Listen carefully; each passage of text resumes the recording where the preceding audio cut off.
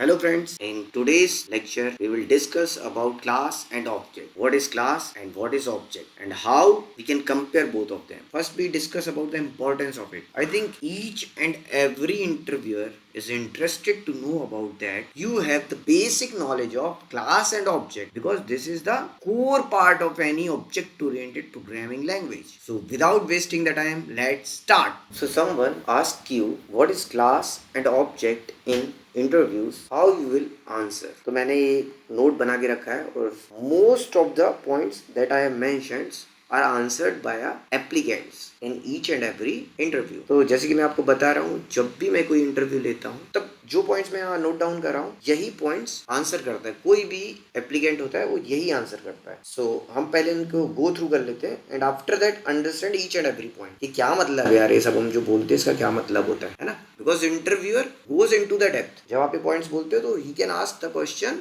On each और any point, है ना। किसी भी पॉइंट पे वो क्वेश्चन कर सकता है। तो जब हम ये पॉइंट्स बोलते हैं तो हमें सब पॉइंट्स को बहुत अच्छे से उसके बारे में पता होना चाहिए। What is it? Okay, so class, what is class? Class is a blueprint of an object. It is an user defined data type. It does not occupy any memory. Also class is a logical entity. बहुत सारी sites और बहुत सारे applicants answer करते हैं class is a group of similar object. यार ये मैंने orange color से बना के रखा। When someone gives that answer, I will ask the question, what do you mean? क्या मतलब है आप? If a class is a group of similar object, what does it mean? इसको explain करो। Is a class contain the object? Do you want to say that? Or is a class contain plenty of objects, similar kind of objects? Is that your mean or something else? क्या है class? क्या class का कोई collection है object का? आप ये बोलना चाहते हो? और यकीन मानिए most of the applicants gives wrong answer. तो अगर आप ये points बोलते हो तो you have to pretend or defend yourself कि आप क्या कहना चाह रहे हो, right? So we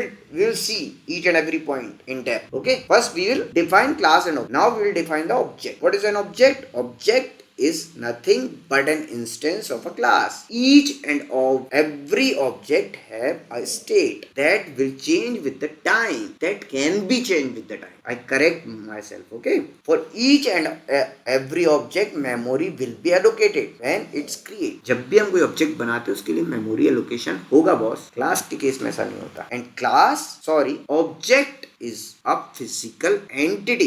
Okay, so if I compare class and object, so we will say class is a blueprint of an object. On the other hand, object is a instance of a class. Class is a user defined data type. It does not occupy any memory, but object occupies memory once it's created. Also class is a logical entity. On the other hand, object is a physical entity. अब हम one by one each and every point को in depth देखेंगे क्या इसका मतलब है। Okay, तो let's discuss the first. Class is a blueprint of an object. That means class is nothing but a template जो बताता है कि how an object look likes. जब एक ऑब्जेक्ट क्रिएट किया जाएगा तो कैसे दिखेगा, व्हाट इट कंटेन्स, है ना। सो class is a blueprint. Suppose आपको कोई बिल्डिंग बनाना है, कोई कंस्ट्रक्शन करना है, उसमें आपको कोई बिल्डिंग बनाना है ना। तो बिल्डिंग जाके सीधे नहीं बना देता कोई भी सिविल इंजीनियर जो होता है ना, वो डायरेक्ट जाके कोई बिल्डिंग नहीं बना देता है ना। First it creates a blueprint. एक पेन पेपर लेता है और उस पर डिजाइन क्रिएट करता है ना। आफ्टर दैट उस डिजाइन को कन्वर्ट किया जाता है एक बिल्डिंग में। इस डिजाइन को फॉलो करके ये बिल्डिंग बनाई जाती है। द सेम मीनिंग कि क्लास ऑब्जेक्ट का ब्लूप्रिंट है। मतलब कि अब क्या मतलब है यार, क्या जरूरत है ऐसे ऑब्जेक्ट के लिए कोई ब्लूप्रिंट बना के रखने की क्लास को? क्यों क्लास बनाना, सीधे ऑब्जेक्ट क्यों नहीं बना सकते? क्यों बताना कि यार उसमें क्या होगा एक ऑब्जेक्ट में, क्यों बताना पहले से? Because compiler wants to know. क्यों पता करना है कंपाइलर को कि ऑब्जेक्ट में क्या होगा, कौन कौन सी मेथड्स होंगी, कौन कौन सी प्रॉपर्टीज होंगी, क्यों पता करना है? क्या जरूरत है इसकी? बिकॉज मेमोरी एलोकेशन करना है। Once you want to create an object, कैसे मेमोरी एलोकेट होगी, है ना। कितनी मेमोरी एलोकेट होगी, हाउ मच, कितनी मेमोरी चाहिए एक ऑब्जेक्ट को, है ना। कौन कौन से ऑपरेशन इस ऑब्जेक्ट पे परफॉर्म करे जा सकते हैं। Each and every object needs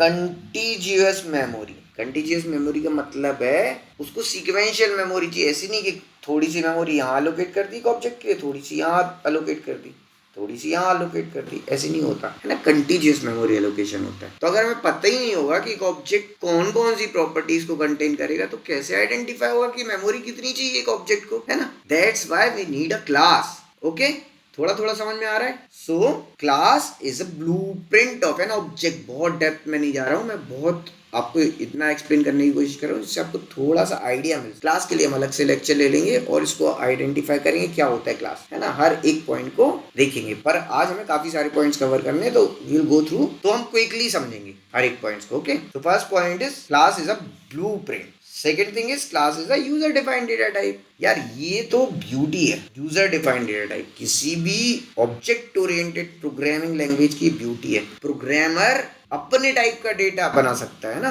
data type क्या होते हैं, पहले अगर आप देखो तो प्रिमिटिव डेटा टाइप थे पहले, फिर स्ट्रक्चरल भी आ गए, सी में जैसे स्ट्रक्चरल भी होते हैं, सी सपोर्ट्स स्ट्रक्चर, है ना। लेकिन OOP languages like C sharp, like Java, like C plus plus, ये क्लास का कंसेप्ट लिया है। सो वंस क्लास इंट्रोड्यूस्ड, आप स्ट्रक्चर में केवल प्रॉपर्टीज डिफाइन कर सकते, बट इन अ क्लास आप प्रॉपर्टीज के साथ ऑपरेशंस भी डिफाइन कर सकते हो। ये बहुत बड़ा एडवांटेज है किसी भी ऑब्जेक्ट ओरिएंटेड प्रोग्रामिंग लैंग्वेज का ओवर स्ट्रक्चरल प्रोग्रामिंग लैंग्वेज। अब आप एक यूजर डिफाइंड डेटा टाइप बना सकते हो जो बता दैट नॉट ओनली सोर्स की इसमें कौन कौन सी प्रॉपर्टीज होंगी but what operation will be perform on that. कितना बड़ा एडवांटेज है। देखिए जैसे मैं आपको एक्सप्लेन करता हूँ, अगर आपको समझ नहीं आया तो, like you know about operator overloading, do you know about it? If not, I am giving an example. Suppose मेरे पास दो integer values है 2 and 3.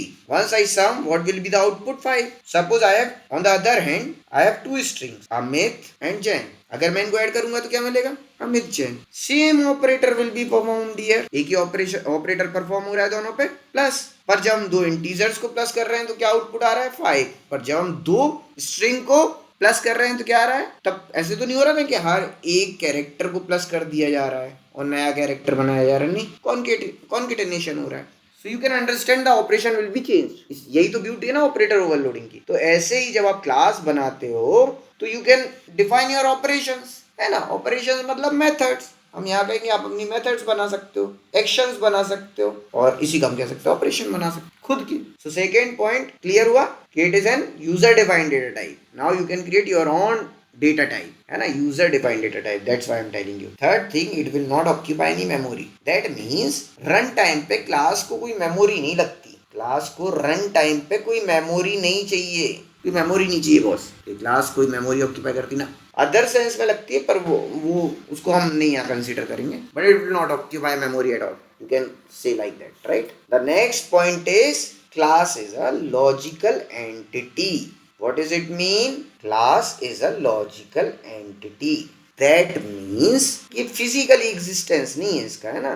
जैसे कि सपोज मैं एक क्लास बनाता हूँ कार नाम से, है ना, कार इज माई क्लास। और जब इसके ऑब्जेक्ट्स बनाऊंगा, suppose there is a car that name is Maruti 800, other car is Tata Safari. So car is a logical entity, but Maruti and Safari are a physical entities. ये physically exist करती हैं। Car कोई existence है क्या? ये तो बताने का तरीका हो गया ना logically.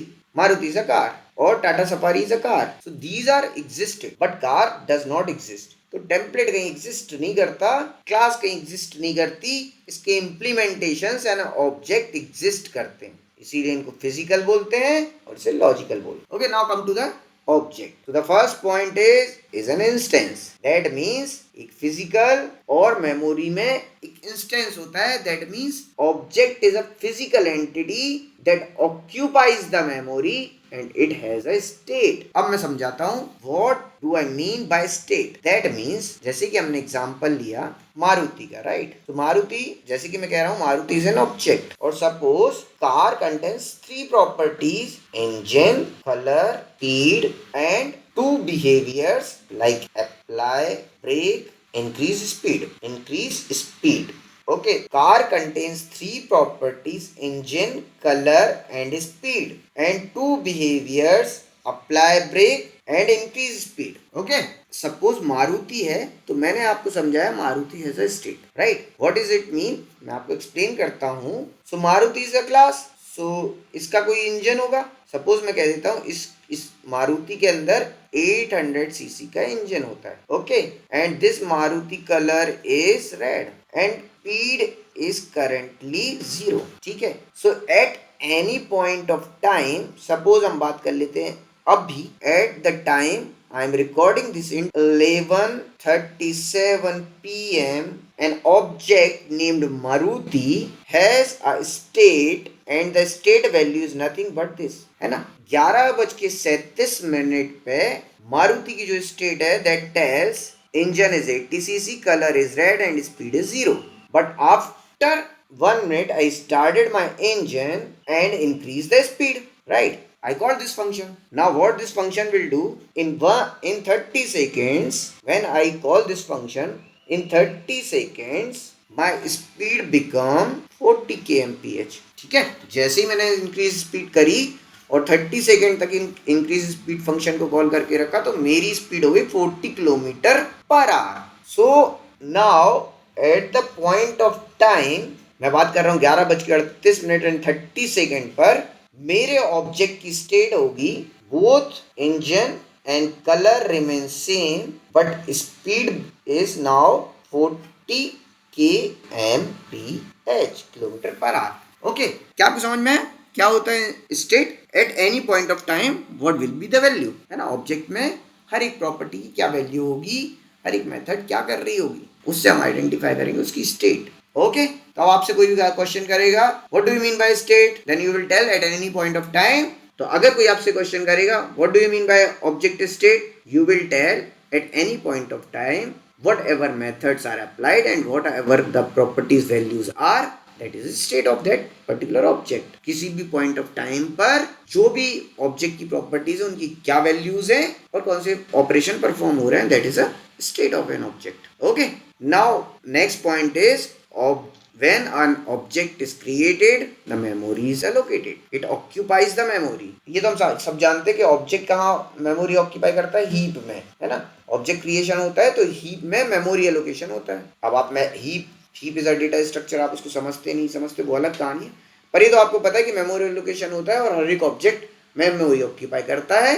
तो ये तो आप इसको आंसर कर ही सकते हैं किसी भी इंटरव्यूअर को कि मेमोरी एलोकेशन होता है। हाँ, अगर वो डेप्थ में जाता है कि हीप क्या है, कैसे होती है, मेमोरी एलोकेशन कैसे होता है, डी एलोकेशन क्या होता है, गार्बेज कलेक्शन क्या होता है, वो इसका इस टॉपिक में मैं कवर नहीं करूंगा, वो अलग चीज़ है ना। अभी मैं आपको क्लास और ऑब्जेक्ट को डिफाइन करने की कोशिश कर रहा हूँ, दैट्स इट। और मैं आपको एक्सप्लेन कर ही चुका हूँ ये फिजिकल एंटिटी कैसे है, इट एग्जिस्ट, है ना, it exist in to the memory, ये एग्जिस्ट करता है मेमोरी में, कहीं ना कहीं फिजिकल एग्जिस्ट करता है, इसकी स्टेट होती है, ये फिजिकल एग्जिस्ट कर रहा है मेमोरी में, that's why it is called a physical entity. तो अब मुझे लगता है कि whenever a interviewer ask you question regarding class and object, you will define it perfectly and give answer of each cross question. तो दोस्तों आज के लिए इतना ही। मुझे लगता है आज के वीडियो से आपको क्लास और ऑब्जेक्ट के बारे में कुछ समझ आया होगा। अगर आपको समझ आया है तो प्लीज़ इस वीडियो को लाइक करें, शेयर करें, सब्सक्राइब करें।